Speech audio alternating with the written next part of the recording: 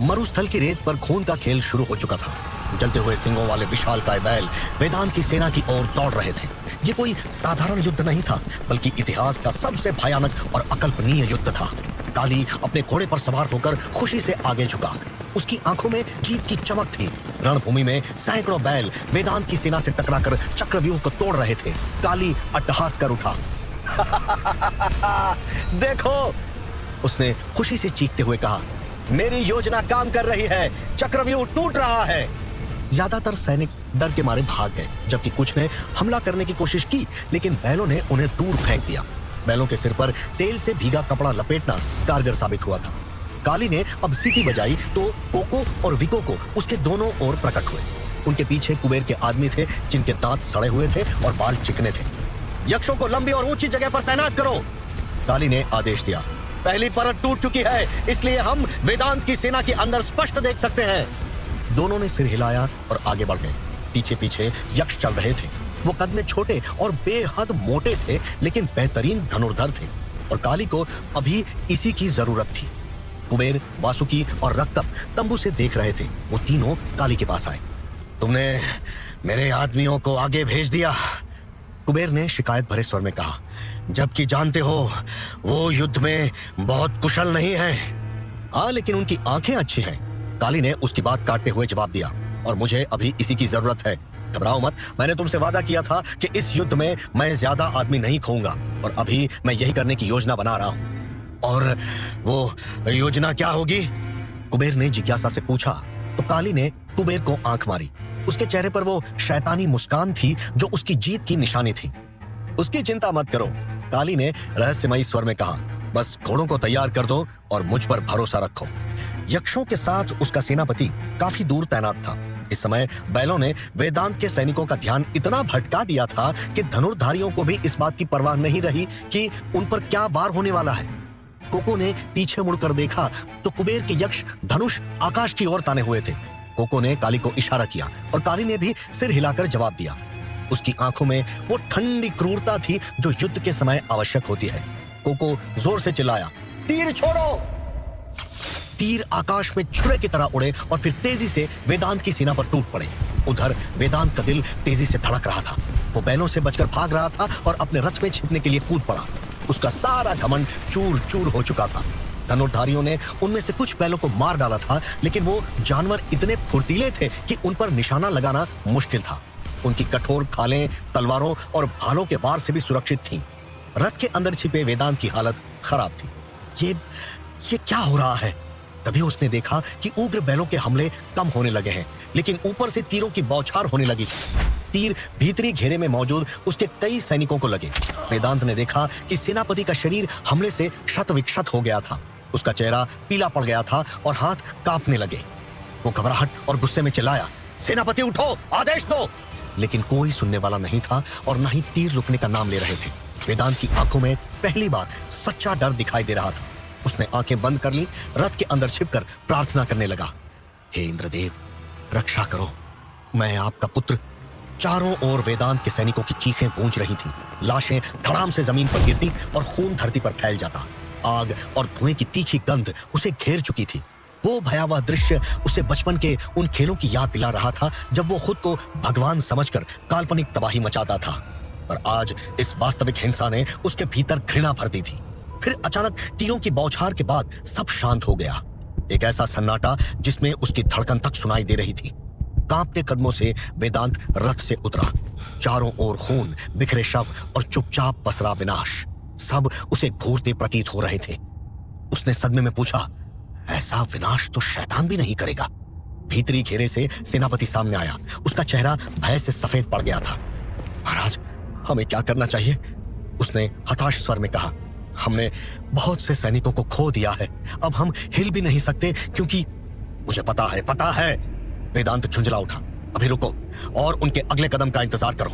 वेदांत रथ पर वापस चढ़ने लगा। उसका मन कई विचारों से भरा था। उसने देखा कि उसका घोड़ा हमले से लगभग सुरक्षित था। उसके सेनापति ने उसके घोड़ों के लिए कवच का सुझाव देकर चतुराई दिखाई थी। इधर काली के शिविर में माहौल बिल्कुल अलग था। काली ने देखा कि वेदांत की सेना अब आगे नहीं बढ़ रही थी। वो समझ गया कि अब विजय प्राप्त करने का समय आ गया है।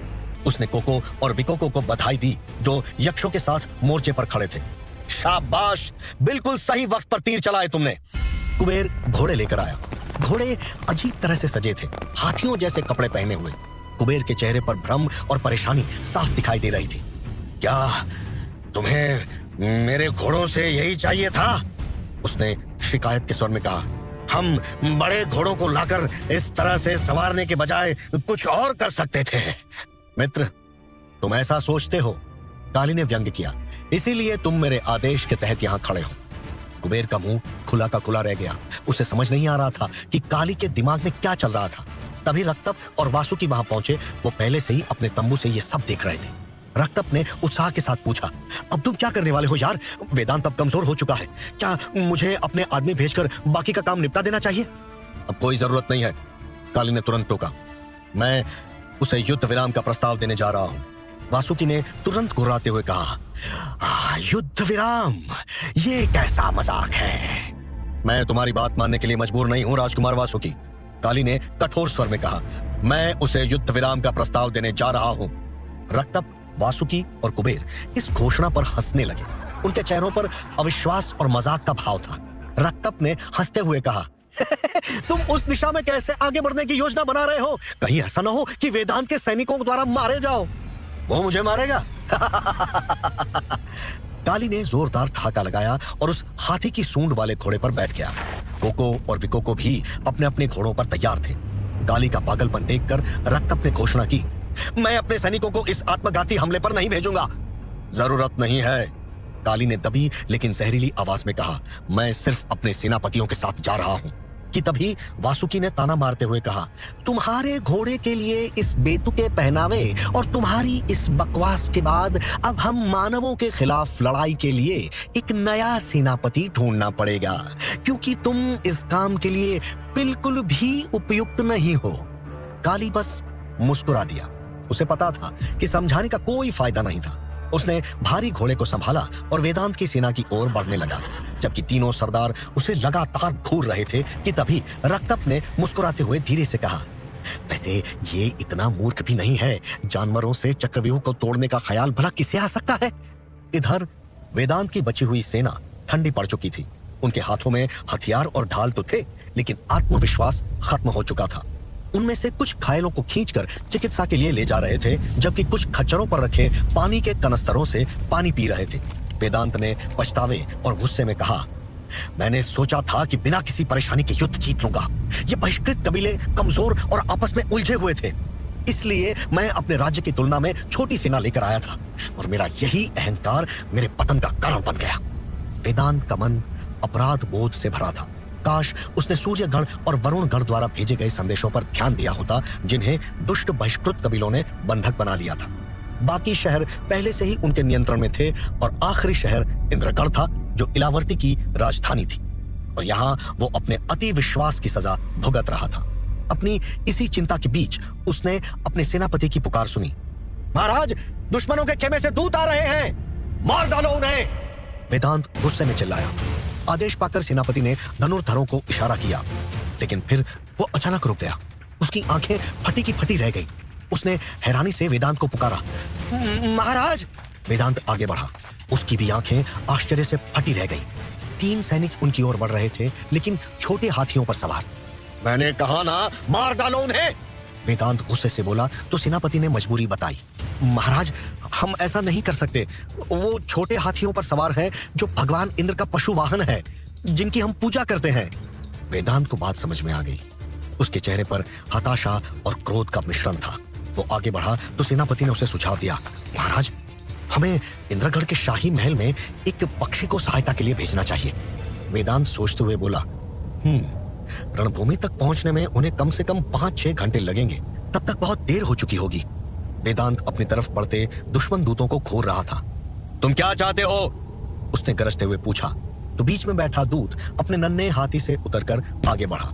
वो एक लंबा चौड़ा आदमी था, जिसके काले बाल, गोरा चिट्टा चेहरा, एक निहत्थी मुस्कान और सुनहरी आंखें थीं।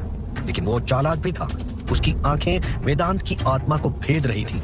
उसने गर्व और आत्मविश्वास से अपना परिचय दिया। मेरा नाम काली है। तो तुम ही हो जो मानवों के खिलाफ युद्ध का नेतृत्व कर रहे हो। वेदांत क्रोध से भर उठा। जो मेरे सैनिकों को नष्ट कर रहा है और विश्वासघाती बहिष्कृतों के साथ गठबंधन कर रहा है, वो मेरे दोस्त हैं, बहिष्कृत नहीं।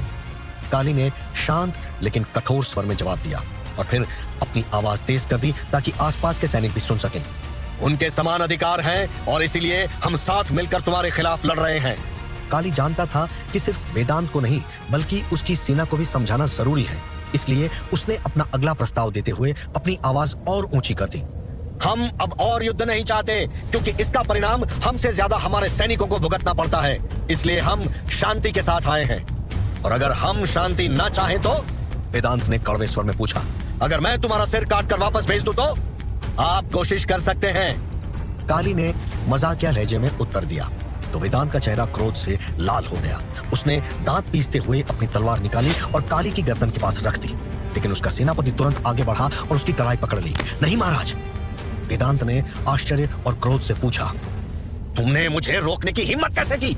सेनापति ने पीछे की ओर इशारा किया जहां काली के साथ आए कोको विकोको ने अपनी तलवारें शिशु हाथियों की गर्दन पर तान रखी थी। वेदांत का चेहरा पीला पड़ गया। तुम मुझे मेरी ही आस्था से धमका रहे हो? वेदांत ने कड़वाहट से पूछा तो काली ने वेदांत के चारों ओर एक रहस्यमयी शक्ति की तरह घूमना शुरू कर दिया। मैं बस अपनी ताकत बढ़ाना चाहता हूं, कहते हुए काली वेदांत के ठीक सामने रुक गया। दोनों एक दूसरे की आंखों में झांक रहे थे। वेदांत की आंखों में डर था लेकिन काली की आंखों में विजय। हमारे पास राक्षस, नाग और यक्ष हैं, काली ने धीमे लेकिन धमकी भरे स्वर में कहा। जबकि तुम्हारे सैनिक कम होते जा रहे हैं, ज्यादातर भूखे प्यासे और घायल हैं, एक रात भी और हमारे सामने टिक नहीं पाओगे। वेदांत ने अपने आदमियों की तरफ देखा।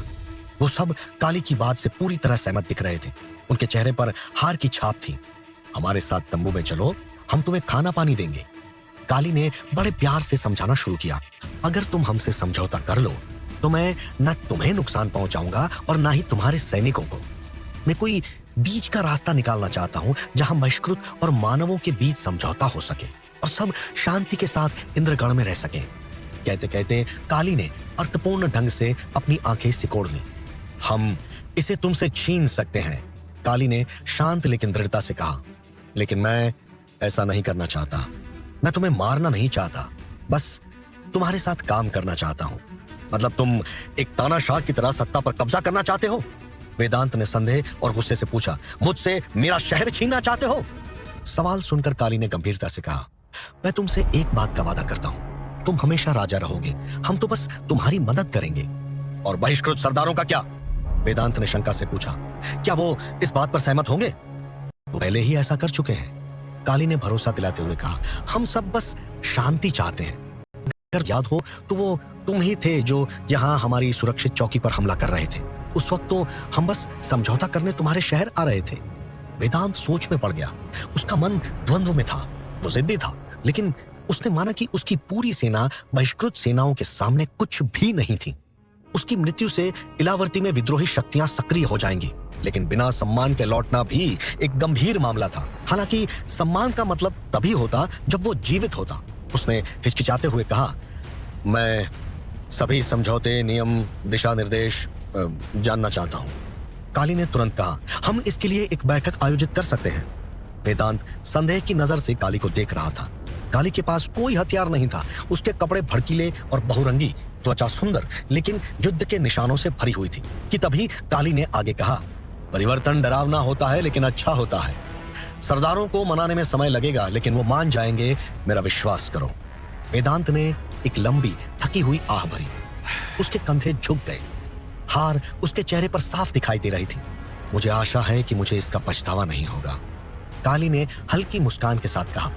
तुम किसी शैतान के साथ सौदा नहीं कर रहे।